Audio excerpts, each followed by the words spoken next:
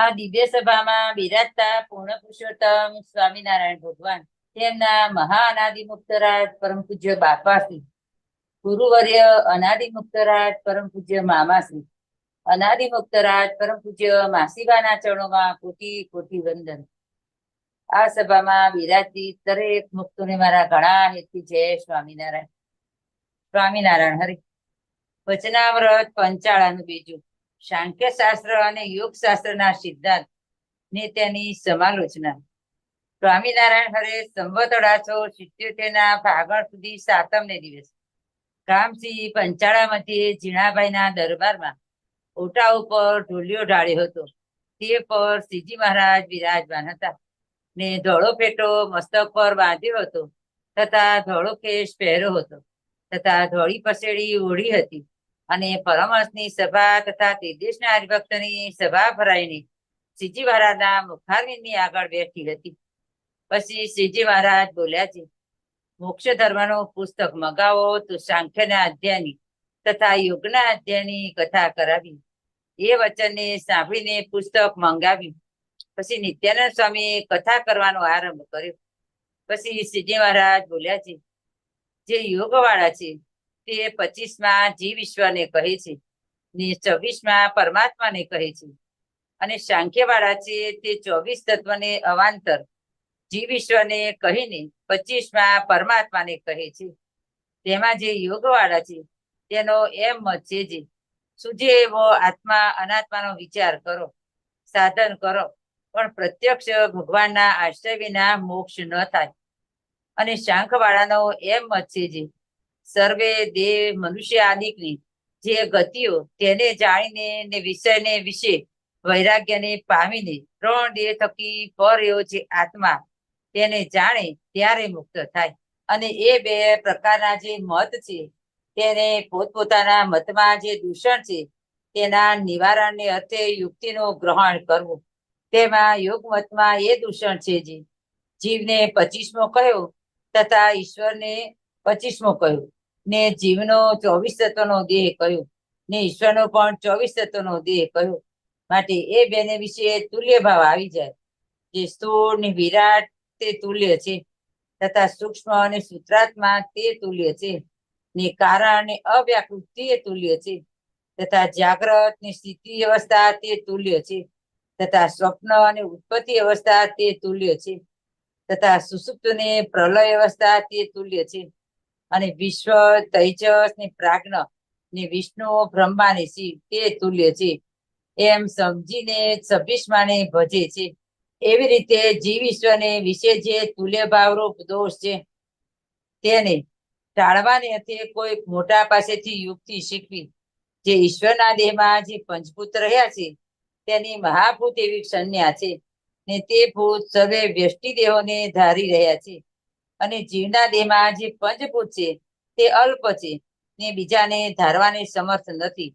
ને જે છે તે અલ્પજ્ઞ છે ને ઈશ્વર છે તે સર્વજ્ઞ છે. એવી રીતે યુક્તિ શીખીને જીવ ઈશ્વરને વિશે સમપણું ન સમજવું. અને જો એવી યુક્તિ ન શીખ્યું હોય ને કોઈ પ્રતિવાદી પ્રશ્ન પૂછે તો તેનો ઉત્તર કરવો કઠણ પડે ને સમજણ ચૂથાઈ જાય. અને કોઈ પ્રશ્ન કરે તે તો જીવ ઈશ્વરને વિશે સમપણું રહેવા દે નહીં. માટે જીવ ઈશ્વરને વિશે સમપણું ન આવે એવી રીતની યુક્તિ શીખવી ને એવી રીતના જે વચન તેને સાંભળવા. જય સ્વામિનારાયણ. પૂર્ણ પુરુષોત્તમ શ્રી સ્વામિનારાયણ ભગવાન સ્વતઃ સિદ્ધ અનાદિ મહામુક્તરાજ બાપાશ્રી, અનાદિ મુક્તરાજ મામા તથા માસી તથા સર્વે સંતો હરિભક્તોના ચરણોમાં કોટાન કોટી વંદન સહ જય સ્વામિનારાયણ. આ સભામાં જોડાયેલા સર્વે મુક્તોને હેતપૂર્વક જય સ્વામિનારાયણ સહવંદન. આજનું વચનામૃત સામાન્ય રીતે જે આપણે બધા સાધક છીએ એના માટે આમ કંઈક બિલકુલ જરૂરી નથી. આ કોના માટે? શાસ્ત્રીઓ માટે, જેને બીજા ધર્મ સાથે જ્ઞાનની ચર્ચા વિચારણાઓ કરવાની હોય અને ત્યાં આપણો સંપ્રદાય સાબિત કરવાનો હોય એના માટે આની વિશેષ જરૂર છે. તેમ છતાંય આપણે મહારાજના બનાવેલા વચનામૃત છે એનો એક સાધારણ અભ્યાસ કરીએ. કોઈને આમ માથું ચડી જાય એવું હોય, કંટાળો આવ્યો હોય તો કઈ ટેન્શન લેવાની જરૂર નથી. આખે આખા વચનામૃતનો સાર આપણા માટે તો કે બે મત હોય ભગવાનને પામવા માટેના, એક સાંખ્ય હોય અને યોગ માર્ગ હોય. સાંખ્ય માર્ગ એટલે સમજણનો માર્ગ. તો કે સાંખ્ય એટલે સમજણ કરીએ કે જગત બધું મિથ્યા છે, પરમાત્મા છે, સત્ય છે, ને આત્મા એ અંતે પરમાત્માને મળવાનું છે. તો એમ સંસારમાંથી મન ઉખાડવું એ સાંખ્ય મત છે. બાપાશ્રી આપણને બીજા ભાગની વાતમાં કે સાંખ્ય વિચાર લાખ વાર કરવો. ગુણાતીતાનંદ સ્વામી એમ કે સાંખ્ય તે આંખ છે, અને યોગ એટલે મૂર્તિમાં જોડાવું. આપણું જે સીધું સાદું જે લોજિક છે, જે આપણે ખરેખર કરવાનું છે. તો સાંખ્ય એટલે સમજણ, યોગ એટલે મૂર્તિમાં જોડાવું તે. એટલે આગળ મહારાજ છે એમ કે સાંખ્ય અને યોગ બેમાં પોતપોતાની ક્ષતિ છે. તો કે સાંખ્ય વાળા છે પછી સંસાર અસાર કરીને બેસી રહે, મૂર્તિમાં જોડાવાનો અભ્યાસ ઓછો કરે. મૂર્તિ વાળા છે સંસાર અસાર નથી કરતા. તો બેય કરવું પડે. સંસાર અસાર એ કરવો પડે, નાશવંત પણ જાણવું પડે, ત્યાંથી વૈરાગ્ય પામવો પડે, પણ પાછું મૂર્તિમાં પણ જોડાવવું પડે. આપણે એ રીતે સાંખ્ય અને યોગ પણ આપણે આમાંથી થોડું થોડું સમજવાની, બહુ ઊંડા નહીં ઉતરીએ, ઉપર ઉપર ખાલી થોડુંક સમજશું. યોગ વાળા છે તે 25માં જીવ ઈશ્વરને કહે છે. તો 25માં એટલે શું? તો કે 24 તત્વ, આપણે જે પંચભૂત, પંચ વિષય, પંચ જ્ઞાનેન્દ્રિય, પંચ કર્મેન્દ્રિય, પંચભૂત પૃથ્વી જળ તેજ વાયુ આકાશ, પંચ વિષય શબ્દ સ્પર્શ રૂપ રસ ને ગંધ, પંચ જ્ઞાનેન્દ્રિયો તો આપણને બધાને ખબર છે, શ્રુત ત્વક ઘ્રાણ ચક્ષુ રસના, પંચ કર્મેન્દ્રિય વાક પાત પાણી પાયું ઉપસ્થ ચાર અંતકરણ, મન બુદ્ધિ ચિત્ત ને અહંકાર, આ 24 તત્વ. 24 તત્વનો આપણો દેહ બનેલો હોય, અને 24 તત્વ આપણે જે ઉપાસનાનો કોઠો છે એમાં પણ 24 તત્વ છે. આગળ જે કીધું પંચ મહાભૂત ને પંચભૂત, આગળ એની બધી કમ્પેરિઝન આવશે. તો કે એના ઉપર 24 ની ઉપર જીવને ઈશ્વરને કીધા યોગ વાળાએ, અને એની ઉપર 26માં પરમાત્મા. એટલે જીવ, ઈશ્વર અને પરમાત્માને જુદા તો પાડી દીધા આ લોકોએ. આમ 5 ભેદ અનાદિ છે. જીવ, ઈશ્વર, માયા, બ્રહ્મ ને પરબ્રહ્મ, આ 5 ભેદ અનાદિ છે. આ બધું આપણે કોઈ શીખવાની બહુ કઈ જરૂર નથી, પણ સહજ સાધારણ લેશું. હવે સાંખ્ય વાળા શું કે છે? આ મત હતો એ યોગ મત વાળાનો. 24 તત્વ અલગ છે, 25માં જીવ ને ઈશ્વર બેયને સરખા કીધા, જે ખરેખર સરખા નથી. જીવ ને ઈશ્વર વચ્ચે તો ભેદ છે, પણ આમણે સરખા કીધા. અને એની ઉપર 26માં પરમાત્માને કીધા. જ્યારે હવે બી સમજણ સાંખ્ય વાળાની, તો કે 24 તત્વને અવાંતર, જીવ ઈશ્વરને કહે અવાંતર એટલે સમાન. 24 તત્વ જે કીધા એમાં જીવ ઈશ્વરને લઈ લીધા, અને 25માં પરમાત્માને કીધા. તેમાં જે યોગ વાળા છે તેનો એમ મત છે, જે સૂજે એવો આત્મા અનાત્માનો વિચાર કરો, સાધન કરો, પણ પ્રત્યક્ષ ભગવાનમાં જોડાયા વગર કઈ પ્રાપ્તિ થાય નહીં. એટલે કે ધ્યાન કરવાનું, અભ્યાસ વધારો હોય એમની સમજણમાં. અને જરૂરી એ છે કે ધ્યાન કર્યા વગર ક્યારેય પરમાત્માની પ્રાપ્તિ થતી નથી. સાંખ્ય વાળાનું મત એમ છે કે સર્વદેવી મનુષ્ય આદિ હોય તેને જાણી રાખવા. એટલે કે સારા સંસારનો સાર ગોતી લેવો, કે મનુષ્ય થઈએ, ખૂબ ધન વૈભવ મળે ન મળે, સુખ શાંતિ મળે ન મળે, પણ અંતે શું? એવી જ રીતે ઈશ્વર હોય, ઈશ્વરની પદવી મળે, ભગવાનને ભજીને સકામ ભક્ત હોય એને ઈશ્વર થા મળે, પણ પછી શું? અંતે જીવ કે ઈશ્વર એને પરમાત્માને મેળવવા માટે પાછું ફરીથી એક વખત આને આ કામ તો કરવું જ પડે, સંસારમાંથી રસ ઉખાડવો પડે, મૂર્તિમાં જોડાવવું પડે, ધ્યાન કરવું પડે, મૂર્તિ સિદ્ધ કરવી પડે. ખાલી સાંખ્યની સમજણ કરીને બેસી રહેવાથી ચાલે નહીં. તો કે સાંખ્ય વાળા શું કરે? તો કે બધેથી વૈરાગ્ય પામી 3 દેહથી પૃથક પોતાના આત્માને જાણે. તો કે સ્થૂળ સૂક્ષ્મને કારણ 3 દેહ થકી આત્મા જુદો છે, અને એમાં હવે કે બેયમાં પોતપોતાના દૂષણ છે, એટલે કે બેયમાં ખોટ રહેલી છે. જીવને 25મો કહ્યો ને ઈશ્વરને 25મો કહ્યો, તો જીવનો 24 તત્વનો દેહ ને ઈશ્વરનો પણ 24 તત્વનો, તો બેયમાં સમભાવ આવી જાય. યોગ વાળાએ કીધા હતા 24 ઉપર 25માં જીવને ઈશ્વર સમ કીધા, અને 26માં પરમાત્મા કીધા. તો જીવને ઈશ્વરને સમાન કીધા, તો સમાન નથી. જીવની અંદર એ પંચભૂત છે, ઈશ્વરની અંદર પણ પંચભૂત છે, પણ જીવના પંચભૂત છે એ સૂક્ષ્મ છે, ઈશ્વરના છે સ્થૂળ છે, મોટા છે. એમ હવે આગળ કે છે આટે બેવને વિશે તુલ્ય ભાવ આવી જાય. સ્થૂળ ને વિરાટ તે તુલ્ય છે, તથા સૂક્ષ્મ ને સૂત્રાત્મા તુલ્ય છે, કારણ ને અવ્યાકૃત. એટલે જે 24 તત્વ છે ને એના આપણે સ્થૂળ સૂક્ષ્મ ને કારણ 3 દેહ કહેવાય. જેને ઊંડો રસ હોય એને જોતા જાણવું, જો સ્થૂળ સૂક્ષ્મ ને કારણ. તો ઈશ્વરના દેહ ને વિરાટ સૂત્રાત્મા ને અવ્યાકૃત કહેવાય. આપણા સ્થૂળ દેહ, સૂક્ષ્મ દેહ, કારણ દેહ. જ્યારે ઈશ્વરના દેહના નામ હોય વિરાટ, સૂત્રાત્મા અને અવ્યાકૃત. તો કે આપણે જેને સ્થૂળ દેહ કહીએ છીએ તો ઈશ્વરના સ્થૂળ દેહનું નામ છે વિરાટ. પછી આપણો સૂક્ષ્મ દેહ, તો ઈશ્વરના સૂક્ષ્મ દેહનું નામ છે સૂત્રાત્મા. આપણો કારણ દેહ, તો ઈશ્વરના કારણ શરીરનું નામ છે અવ્યાકૃત. તે તુલ્ય છે. જાગ્રત ની સ્થિતિ અવસ્થા તે તુલ્ય છે. હવે આપણી 3 અવસ્થા હોય, જાગ્રત, સ્વપ્ન અને સુષુપ્તિ. જ્યારે 24 તત્વ ઉપર પરમાત્મા ઈશ્વર કીધા તો કે શું હોય એની, તો કે એની ઉત્પત્તિ, સ્થિતિ ને પ્રલય. આપણી શું હોય? જાગ્રત, સ્વપ્ન અને સુષુપ્તિ. અને એમની ઉત્પત્તિ, પ્રલય ને સ્થિતિ 3 અવસ્થા હોય. તો કે આપણી જે જાગ્રત અવસ્થા હોય જીવની, તો ઈશ્વરની સ્થિતિ અવસ્થા, એ 2 ને તુલ્ય કહેવાય, કે જે સારા બ્રહ્માંડને સ્થિર રાખે છે તે. સ્વપ્ન અવસ્થા છે તો કે આપણી સ્વપ્ન અવસ્થા જીવની, તો ઈશ્વરની ઉત્પત્તિ અવસ્થા, તે 2 સમ છે. આપણી સુષુપ્તિ અવસ્થા, તો ઈશ્વરની પ્રલય અવસ્થા, તે 2 સમ છે. અને વિશ્વ તેજસ પ્રાજ્ઞા, આ 3 છે ને આપણી જીવાત્માની સ્થિતિનું નામ છે. વિશ્વાભિમાની, તેજસાભિમાની, એવી આપણી સ્થિતિ જે હોય દેહની, એની વાત છે. આ બધી શાસ્ત્રીય ભાષા છે. વિશ્વ તેજસ ને પ્રાજ્ઞા, એ આપણી જીવની સ્થિતિની વાત છે. તો બ્રહ્મા વિષ્ણુ શિવ તે તુલ્ય છે. કારણ કે વિષ્ણુ શું કરે? બ્રહ્મા ઉત્પત્તિનું કાર્ય કરે, વિશ્વ પાલનનું કાર્ય કરે, અને શિવ સંહારનું કાર્ય. એમાં આપણી પણ વિશ્વ તેજસ ને પ્રાજ્ઞા એ જાગ્રત, સ્વપ્ન અને સુષુપ્તિ અવસ્થામાં જે જીવ રહેલો છે તેનું નામ છે, જે રહસ્યાર્થમાં આવશે. વિશ્વાભિમાની, એટલે જાગ્રત અવસ્થામાં જ્યારે જીવ રહેલો હોય ત્યારે તેનું શાસ્ત્રીય દ્રષ્ટિએ નામ વિશ્વાભિમાની આવે. એમ સમજીને 26માં ને ભજે છે. આ કોની વાત હતી? યોગવાળા 24 તત્વ, એની પર 25માં જીવ અને ઈશ્વર, અને 26માં પરમાત્મા. એવી રીતે જીવ ઈશ્વરને વિશે જે તુલ્ય ભાવરૂપ દોષ છે તે ટાળવાને અર્થે કોઈ મોટા પાસેથી યુક્તિ શીખવી. તો કે એમણે શું ભૂલ કરી? યોગના આગળ દૂષણની વાત હતી. તો કે 24 તત્વની ઉપર જીવ અને ઈશ્વરને સમ કીધા, ત્યારે જીવ અને ઈશ્વર સમ નથી. જીવ, ઈશ્વર, માયા, બ્રહ્મ ને પરબ્રહ્મ, આ 5 ભેદ અનાદિ છે. જીવ ને ઈશ્વર સમ નથી, એ એમનો દોષ છે. તો અહીંયા એમ કીધું કે દોષને ટાળવા કોઈ મોટા પાસેથી યુક્તિ શીખવી. ઈશ્વરના દેહમાં જે પંચભૂત રહ્યા છે તેની મહાભૂત એવી સંજ્ઞા છે. આપણી અંદર પણ પંચભૂત છે, અને ઈશ્વરના દેહમાં પણ છે. પૃથ્વી, જળ, તેજ, વાયુ અને આકાશ. પણ એમના આપણા પંચભૂતમાં ફેર છે. એમના પંચ મહાભૂત કહેવાય. ને તે ભૂત સર્વે વ્યષ્ટિ દેહોને ધારી રહ્યા છે. કયા ભૂત? પંચભૂત. એટલે ભૂત એટલે આપણે જેને ભૂત કહીએ એની વાત નથી. પૃથ્વી, જળ, તેજ, વાયુ, આકાશ એને પંચભૂત કહેવાય.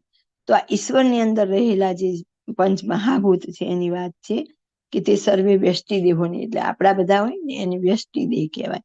તો કે બધાને ધારવા સમર્થ છે, જ્યારે જીવની અંદર રહેલા પંચભૂત બીજા જીવોને ધારવા સમર્થ નથી. અને જીવના દેહમાં જે પંચભૂત છે તે અલ્પ છે, બીજાને ધારવા સમર્થ નથી. ને જીવ છે તે અલ્પરંગ્ન છે, ઈશ્વર છે તે સર્વજ્ઞ. એટલે જીવને ઈશ્વર સમ નથી, 2 વચ્ચે ભેદ છે. જ્યારે યોગવાળાએ જીવ અને ઈશ્વરને સમ કીધેલા. એવી રીતે યુક્તિ શીખીને જીવ ઈશ્વરને વિશે સમપણું ન સમજવું. તો આપણામાં જેમ કહેવાય કે જીવ ઈશ્વર માયા, બ્રહ્મ, પરબ્રહ્મ 5 ભેદ અનાદિ છે, એમ યોગનો મત છે એમાં જીવને ઈશ્વરને સમાન કીધા. તો કે એ એમની જે ભૂલ છે એને ટાળવી. જો એવી યુક્તિ ન શીખ્યો હોય, કોઈ પ્રતિવાદી પ્રશ્ન પૂછે તો તેનો ઉત્તર કરવો કઠણ પડે, સમજણ ચૂથાઈ જાય. આપણને જવાબ ન આવડે તો આપણે બીજાને જવાબ શું આપીએ? આપણે કોઈ તો શાસ્ત્રાર્થ કરવા ક્યાંય નીકળવાનું જ નથી. એટલે આપણા માટે આ બધું કઈ એટલું અગત્યનું નથી. પણ આપણા જે શાસ્ત્રી હોય એમને તો બીજા ધર્મ સાથે આવી ચર્ચાઓ કરવી પડે. એટલે એમને આ બધી સમજણ હોવી જરૂરી છે. જય સ્વામિનારાયણ. અને સાંખ્યવાળા ને દૂષણ છે, જે 24 તત્વ કહ્યા છે અને 25માં પરમાત્મા કહ્યા છે. કે 24 તત્વને મિથ્યા કહ્યા છે ને પરમાત્માને સત્ય કહ્યા છે. ત્યારે તે પરમાત્માને પામે છે કોણ? કેમ જે પામનારા જીવને તત્વથી ભિન્ન કહ્યો નથી. માટે એ જે દૂષણ છે તેને ટાળવાને અર્થે મોટાઓ થકી એમ યુક્તિ શીખવી છે કે 24 તત્વ કહ્યા તે જીવ વિનાના હોય નહીં. માટે એ તત્વ ભેળા જીવ ઈશ્વરને કહ્યા છે. તે જીવ ઈશ્વર એ તત્વ થકી પૃથક છે, એ પરમાત્માને પામે છે. એવી રીતની યુક્તિ શીખવી ને આ યુક્તિ ન શીખી હોય ને કોઈ પ્રતિપક્ષી પ્રશ્ન પૂછે તો સંશય થાય.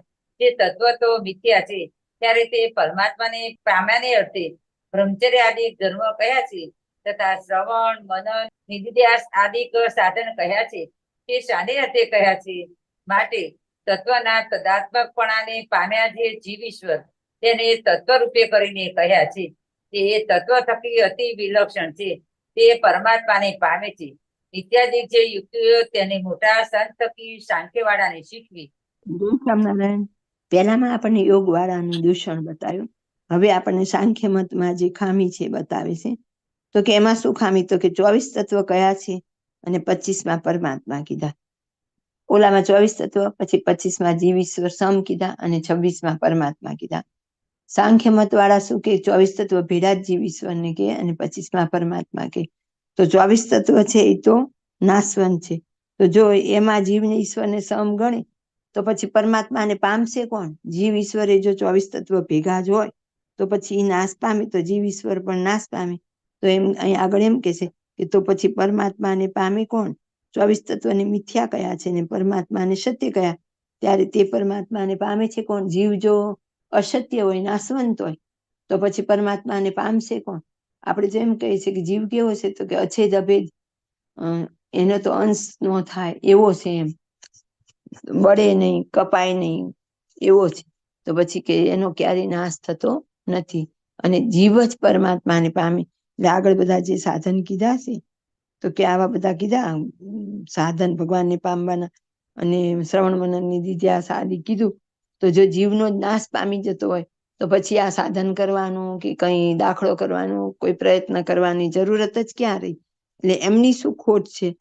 તો કે એમની ખોટ એટલી જ છે કે 24 તત્વ ભેડા જીવ ઈશ્વરને સમાન ગણ્યા છે. તો સમાન ગણાય નહીં.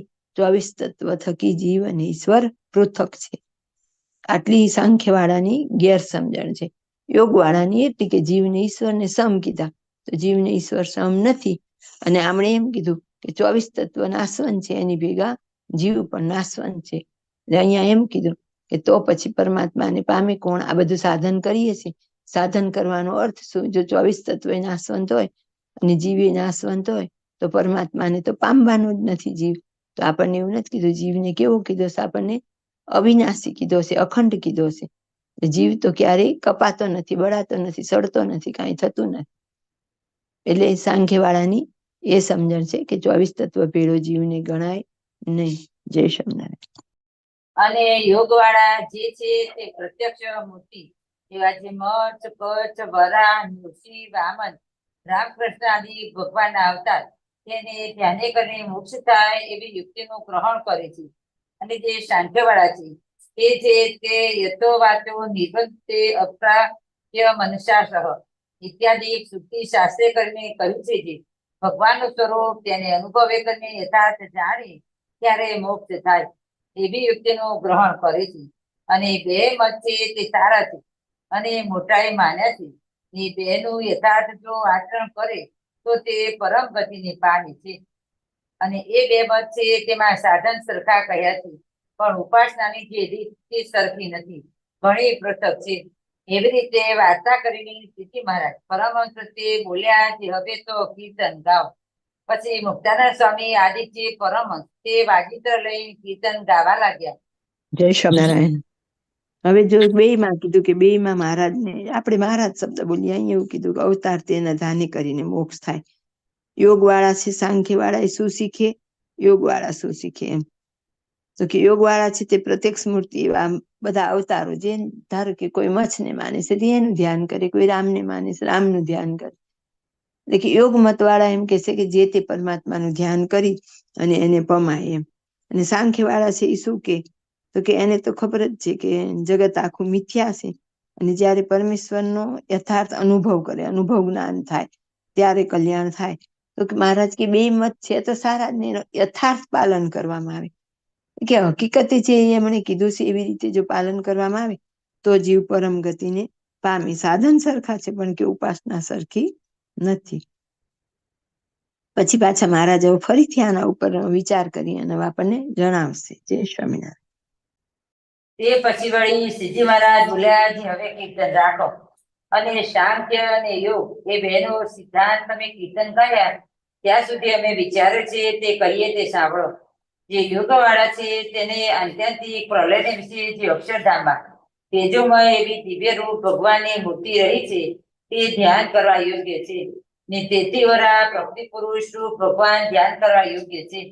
ને તેથી વરા પ્રકૃતિ પુરુષના કાર્ય જે 24 તત્વ તે રૂપ ભગવાન ધ્યાન કરવા યોગ્ય છે.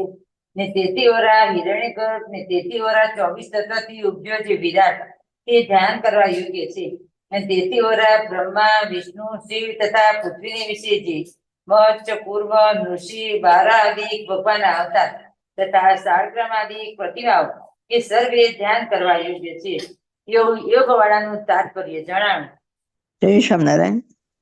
મહારાજ હવે કહે છે કે કીર્તન રાખીને પછી વાત કરી યોગ વાળા છે તેને આત્યંતિક પ્રલયની વિશે અક્ષરધામમાં તેજોમય એવી દિવ્ય રૂપ ભગવાનની મૂર્તિ રહી છે તે ધ્યાન કરવા યોગ્ય છે.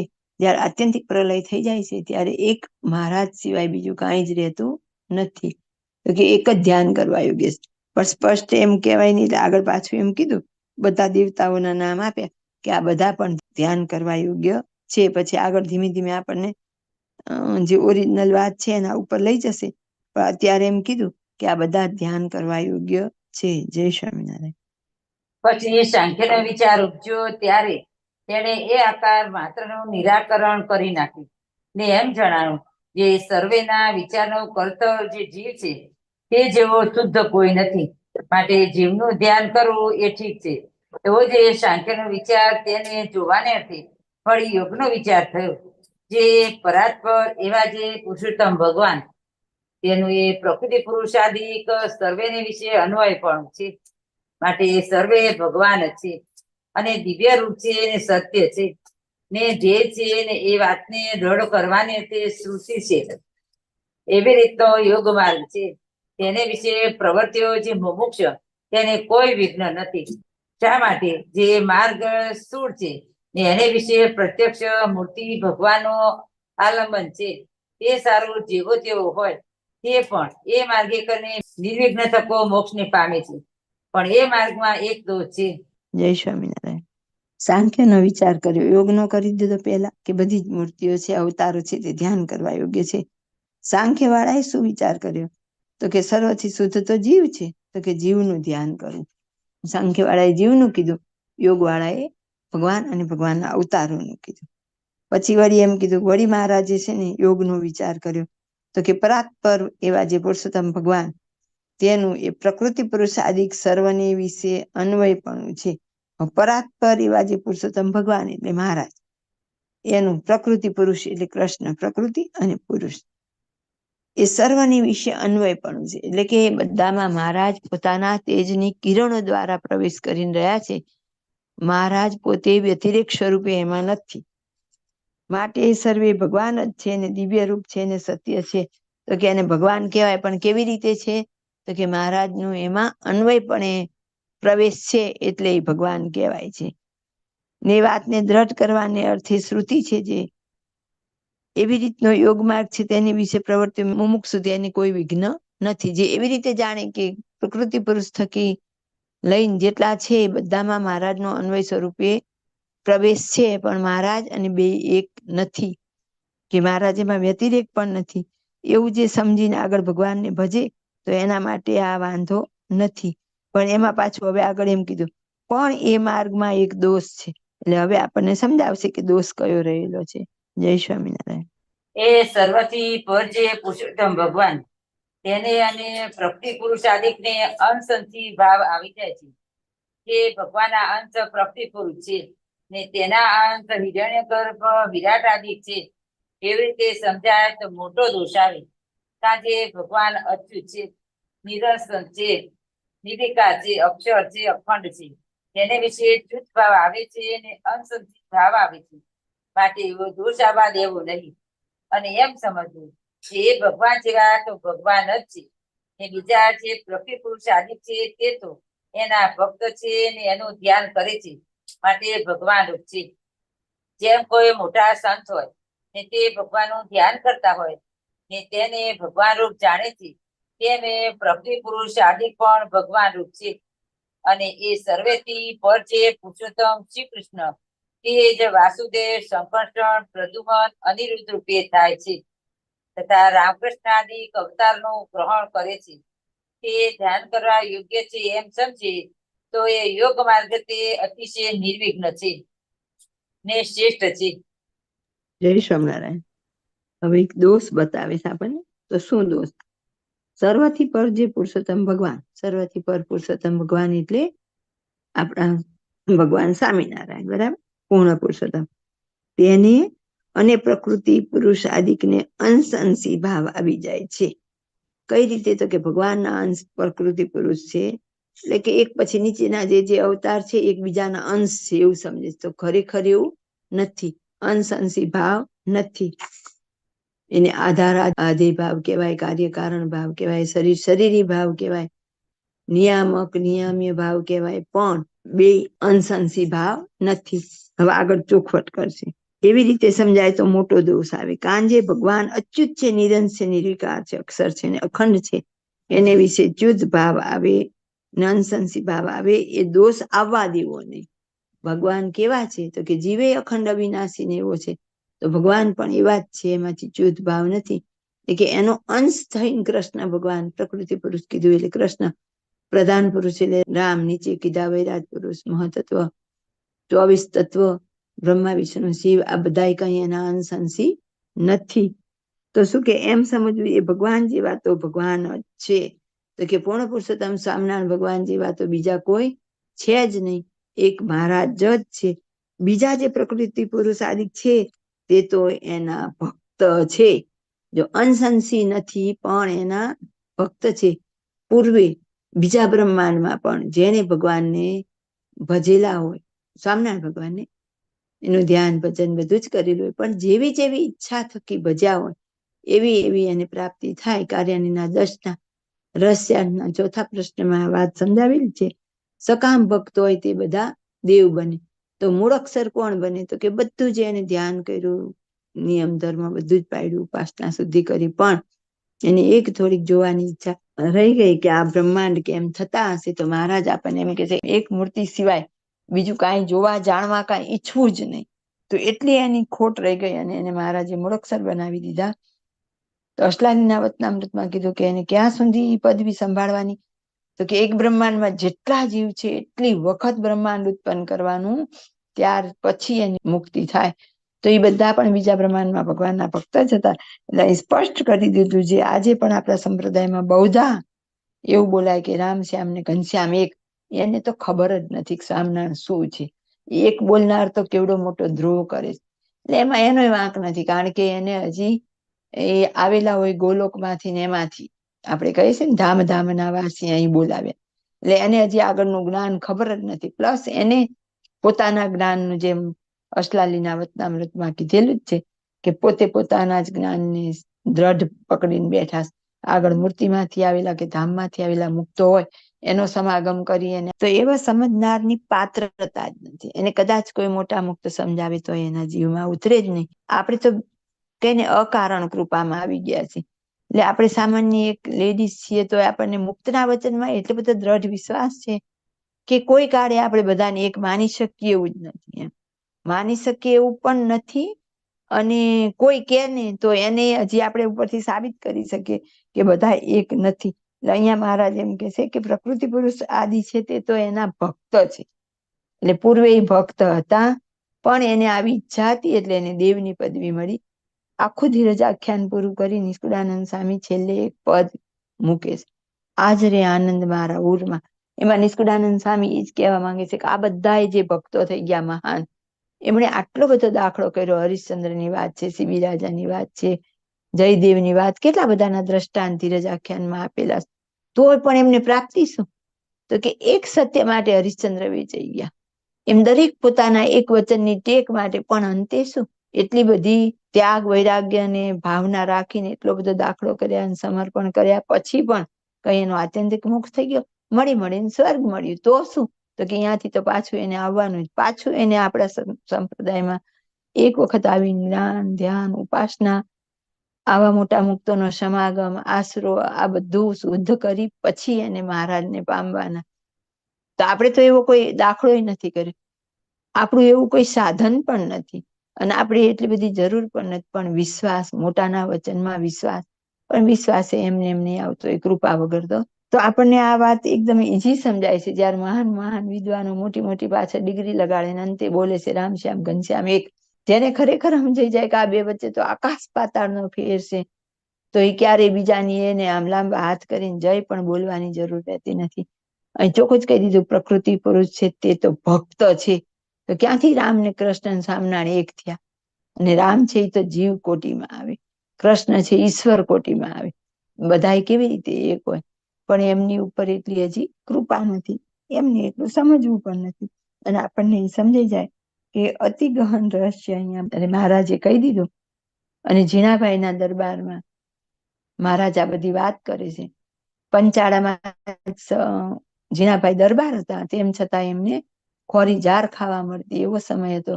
અને જયારે અંગ્રેજોનું આગમન થયેલું છે આ ભારત ભૂમિમાં, પંચાળામાં ઝીણાભાઈના તકલીફના હિસાબે મહારાજ ત્યારે જ પછી કેવડાવે છે.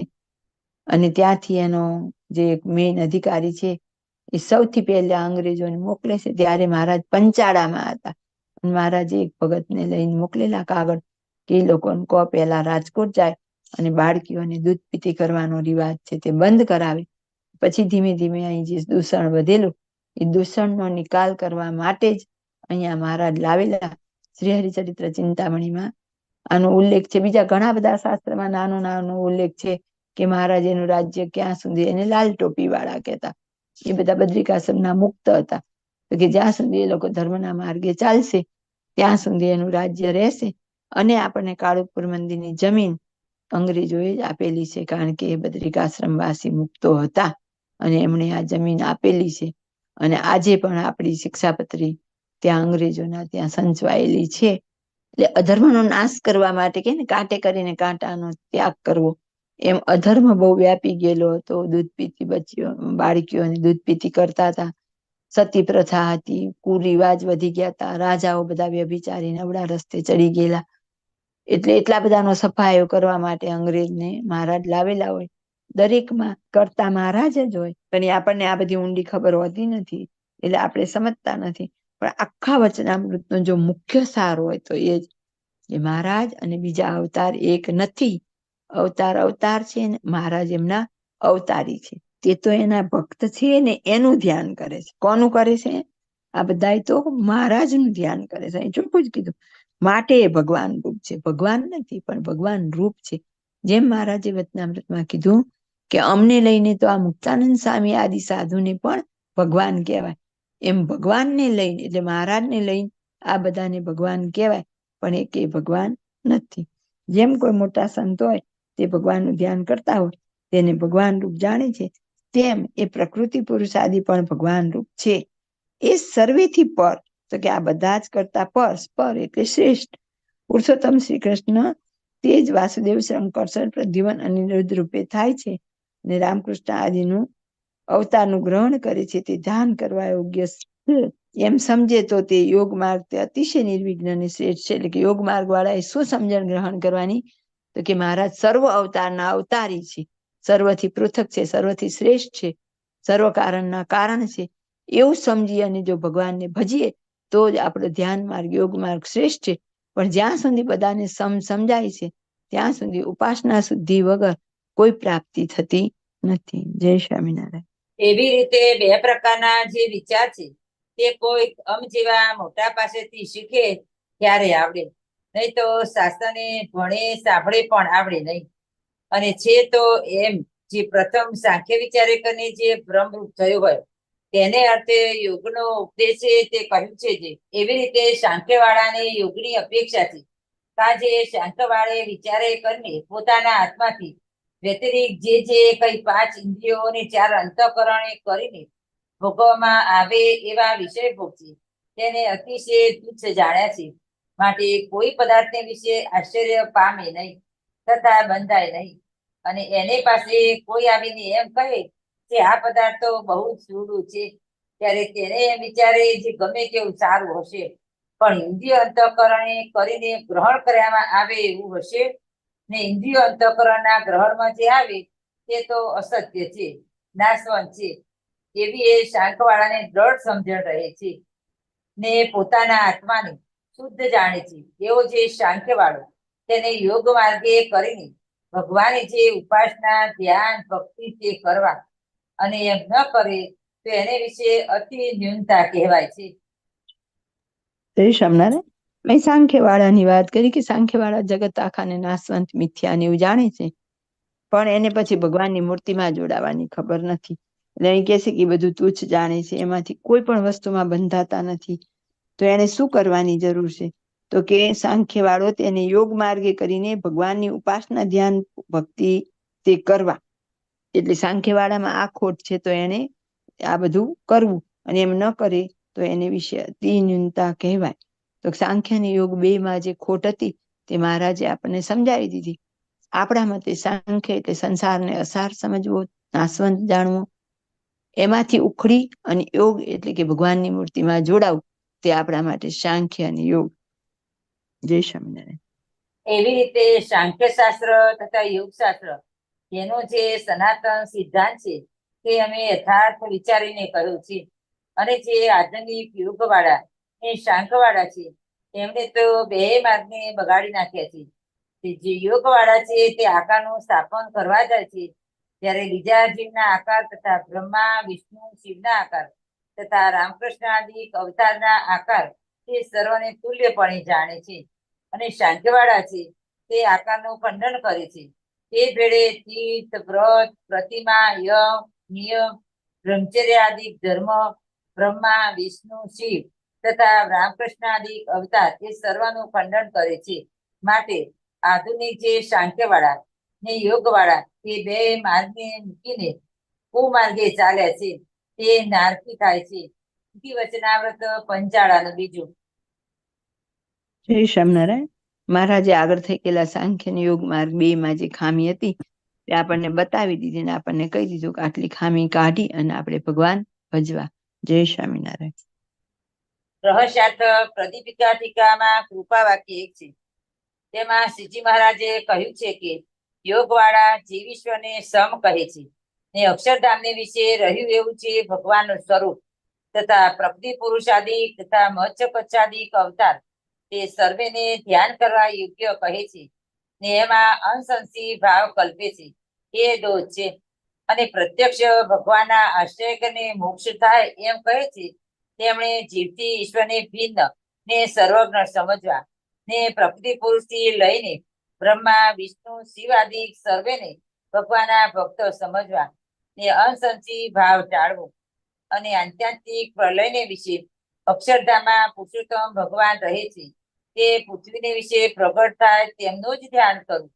અને શાંખવાળા પરમાત્માને પામનારા જીવ ઈશ્વરને તત્વથી ભિન્ન કહેતા નથી, ને જીવને જ ધ્યાન કરવા યોગ્ય માને છે, તે દોષ છે.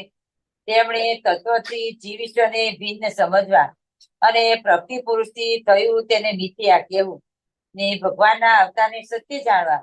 આ યોગ તથા શાંતિવાળાએ જેને અક્ષરધામ શબ્દથી કહ્યું છે તેને મૂળ પુરુષનું તેજ જાણવું, અને જેને પુરુષોત્તમ શબ્દથી વર્ણન કર્યા છે તેને મૂળ પુરુષ જાણવા. અને નિર્ગુણ વાસુદેવ પણ એના તેજને જ કહે છે, અને પ્રધાન પુરુષને પ્રકૃતિ પુરુષ શબ્દથી કહ્યા છે. તે યોગવાળા જેમ પ્રત્યક્ષ ને આશ્રય કરીને મોક્ષ કહે છે, તેમ અમારા ભક્તોએ પ્રત્યક્ષ ભગવાન છે અમે તેમને બ્રહ્માદિક થી લઈને મૂળ અક્ષર પર્યંત સર્વથી પર જાણવા, ને સર્વને અમારા ભક્તો જાણવા. અને અમે અનિર્વૃદ્ધ ની મૂળ અક્ષર ને પ્રદુમન જે વાસુદેવ બ્રહ્મ અને શંકર જે મહાકાળ તેમને વિશે નિર્ગુણ વાસુદેવ જે અમારું તેજ તે દ્વારે પ્રવેશ કરીને તે રૂપે થઈએ છીએ, તથા રામકૃષ્ણ આદિ કવિતાનું ગ્રહણ કરીએ છીએ. તે સર્વેને સત્ય જાણવા, અને પ્રકૃતિ પુરુષથી થયું તેને મિથ્યા માનવું. અને સર્વેથી પર નિર્ગુણ વાસુદેવ જે અમારા તેજરૂપ અક્ષરધામ તે રૂપ પોતાના આત્માને માનીને યોગ માર્ગે કરીને અમારી ઉપાસના ધ્યાન ભક્તિ કરવા, પણ અમારા વિના બીજા કોઈનું ધ્યાન કરવું નહીં, એક બાબત છે. જય સ્વામિનારાયણ. બાપાશ્રી આપણને છે ને મહારાજનો જે સાચો સિદ્ધાંત છે ને સમજાવી દીધો, પણ હવે જે રહસ્યાર્થ વાંચતા જ નથી, રહસ્યાર્થને માન્ય નથી ગણતા, એને આ સિદ્ધાંત ક્યાંથી સમજાય? અહીં મહારાજે કહી જ દીધું કે અમે જ સર્વથી પર છીએ, મૂળ અક્ષર પર્યંત સર્વ અમારા ભક્ત છે. અને આગળ કહી દીધું કે અમારી ઉપાસના ધ્યાન ભક્તિ કરવા, પણ અમારા વિના બીજા કોઈનું કરવું નહીં. સિદ્ધાંત આખો આમાં કહી દીધો છે કે અમે જ સર્વથી પર છીએ. જય સ્વામિનારાયણ. પ્રશ્ન 1.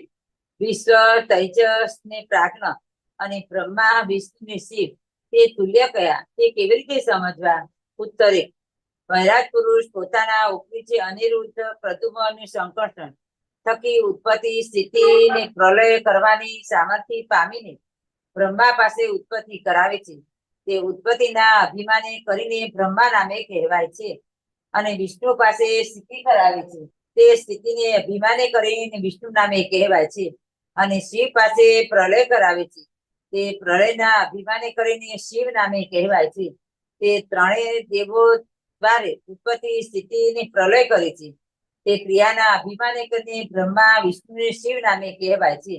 પણ જેમ જીવના પોતાના વિશ્વ, તૈજસ ની પ્રાજ્ઞ નામ કહેવાય છે, તેમ વૈરાજના પોતાના એ નામ નથી. એ તો બ્રહ્મા, વિષ્ણુ ને શિવ દ્વારે ઉત્પત્તિ, સ્થિતિ ને પ્રલય કરે છે. તે માટે બ્રહ્મા, વિષ્ણુ ને શિવની તુલ્યતા કહી છે. પ્રશ્ન 2. આમાં તથા અમદાવાદના ચોથાની પહેલી બાબતમાં ભગવાનને અક્ષર કહ્યા છે. અને પ્રથમના 7માની પહેલી બાબતમાં, સારંગપુરના 5માના બીજા પૃષ્ઠમાં, કાર્યાણીના 8માની પહેલી બાબતમાં તથા પ્રથમના 41 એ આદિકમાં અક્ષરથી પર કહ્યા છે. માટે પ્રત્યક્ષ ભગવાન જે શ્રી સ્વામિનારાયણ તે તો અક્ષરથી પર છે. તેમને અક્ષર કહેવાનું શું કારણ હશે? ઉત્તર 2. શ્રીજી મહારાજ અચ્યુત છે, નિરંત છે, નિર્વિકાર છે, અક્ષર છે, અખંડ છે એવા વિશેષણ આપ્યા છે. પણ અક્ષર તે જ શ્રીજી મહારાજ છે એમ નથી કહ્યું. પ્રશ્ન 3. અનિરુદ્ધ, પ્રદ્યુમ્ન અને સંકર્ષણ તેમણે મિથ્યા ન કરવા એમ કહ્યું. પછીથી પ્રકૃતિ પુરુષના કાર્યને મિથ્યા કરવું એમ કહ્યું. તે અનિરુદ્ધ આદિ તો પ્રકૃતિ પુરુષના કાર્યમાં આવી ગયા, માટે તેને તો મિથ્યા કહેવા જોઈએ ને મિથ્યા કરવા નહીં એમ કહ્યું. તેનું શું કારણ હશે? ઉત્તર 3. આ ઠેકાણે અનિરુદ્ધ, પ્રદ્યુમ્ન અને સંકર્ષણ કહ્યા તે મૂળ પુરુષથી પર છે. તેમાં મૂળ અક્ષરને અનિરુદ્ધ કહ્યા છે. તે લોયાના 7માના પહેલા પ્રશ્નની બીજી બાબતમાં જગતની ઉત્પત્તિને અર્થે અમે અનિરુદ્ધ રૂપે થઈએ છીએ. એટલે મૂળ અક્ષર જે અનિરુદ્ધ તેને વિશે નિર્ગુણ વાસુદેવ જે અમારું તેજ તે તેજ દ્વારે રહ્યા છે એમ શ્રીજી મહારાજે કહ્યું છે. માટે અનિરુદ્ધ નામે મૂળ અક્ષરને કહ્યા છે. અને માયા સુધી જંગમ એટલે ચડ વિશ્વ અને મૂળ પુરુષ લઈ બ્રહ્મકોટી તથા મૂળ અક્ષરના મુક્ત ત્યાં સુધી સર્વ સાવર એટલે અચળ વિશ્વ એ બે વિશ્વ મૂર્તિમાન મૂળ અક્ષર જે અનિરુદ્ધ તેના તેજને વિશે સઅવકાશે કરીને રહ્યા છે. અને શ્વેતિપતિ વાસુદેવને પ્રદ્યુમ્ન કહ્યા છે. અને મહાકાળને સંકર્ષણ નામે કહ્યા છે. માટે આ સંકર્ષણ આદિ ત્રણ તે મૂળ પુરુષથી પર છે. તેથી એમને સત્ય કહ્યા છે. અને પ્રકૃતિમાંથી જે સંકર્ષણ આદિ ઉત્પન્ન થાય છે તે તો પ્રલય સમયે લય પામે છે, માટે મિથ્યા કહેવાય. પ્રશ્ન 4. વાસુદેવ કોને કોને કહેવાતા હશે? ઉત્તર 4. શ્રીજી મહારાજ મૂળક્ષરને વિશે પોતાના તેજ દ્વારે વાસ કરે છે, માટે શ્રીજી મહારાજને વાસુદેવ કહેવાય. અને વાસુદેવ બ્રહ્મને વિશે મૂળ અક્ષર પોતાના તેજ દ્વારે વાસ કરે છે, માટે મૂળ અક્ષરને વાસુદેવ કહેવાય. અને મૂળ પુરુષને વિશે વાસુદેવ બ્રહ્મ પોતાના તેજ દ્વારે વાસ કરે છે, માટે વાસુદેવ બ્રહ્મને વાસુદેવ કહેવાય. અને માયાબદ્ધ જીવોને વિશે મૂળ પુરુષ પોતાના તેજ દ્વારે વાસ કરે છે, માટે મૂળ પુરુષને વાસુદેવ કહેવાય. અને તે મૂળ પુરુષ વસુદેવના પુત્ર થયા, માટે વાસુદેવ કહેવાય. અને તે મૂળ પુરુષ દ્વારા એ માયામાંથી અનંત પ્રધાન પુરુષ થાય છે. તે થકી મહતત્વ થાય છે.